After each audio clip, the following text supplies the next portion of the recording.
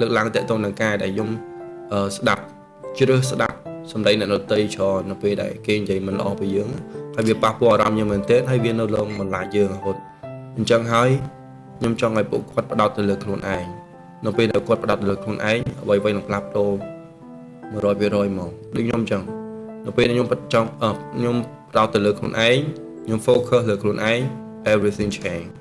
ជា topic នេះល្អមែនទែនហើយប៉ុន្តែបងជាចុងក្រោយចង់ផ្ញើសារជូនបងប្អូនដែលមានប្រការភាពដូចបងដែរអញ្ចឹងណាបងអត់មានអីចែកម្លេចច្រើនទេបងមានតែបទពិសោធន៍ជីវិតរបស់បងផ្ទាល់អញ្ចឹងណាអញ្ចឹងដូចបងជាអ្នកមានប្រការភាពជាទូទៅយើងមើលឃើញថាអ្នកដែលមានប្រការភាពវាច្រើនគាត់អត់សូវចេញពីផ្ទះទេគាត់នៅក្នុងផ្ទះហើយអត់សូវបានរៀនច្រើនទេ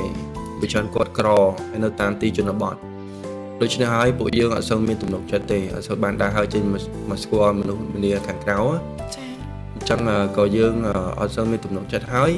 យើងមានការខ្មាស់អៀនច្រើនហើយទំនុកចិត្តហ្នឹងក៏តិចដូចខ្ញុំនិយាយខាងដើមអញ្ចឹងហើយដូចខ្ញុំផ្ទាល់អញ្ចឹងខ្ញុំបានលើកឡើងតទៅនឹងការដែលខ្ញុំស្ដាប់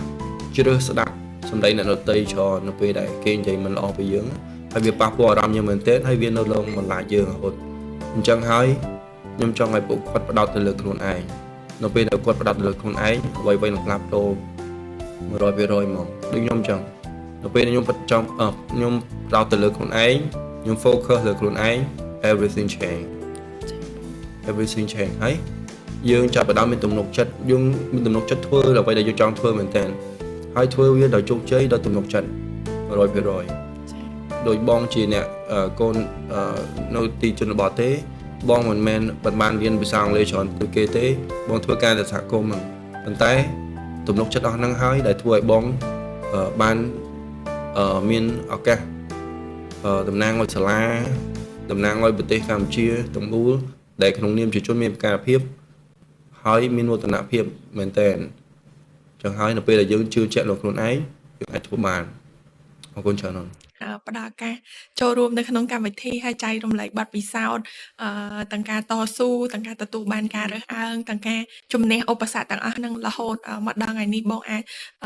ជាអ្នកស្វែងរកមតិគាំទ្រជាពិសេសសម្រាប់បងខ្លួនឯងនិងជនមានពិការភាពដទៃទៀតជាចុងក្រោយអរគុណបងខ្លាំងមែនតើដែលបានចំណាយពេលវេលាដ៏មានតម្លៃចូលរួមនៅក្នុងកម្មវិធីរបស់យើងហើយពីខ្ញុំទៅស្ញប់ស្ញែងបងខ្លាំងមែនតើដែលចាប់ផ្ដើមពី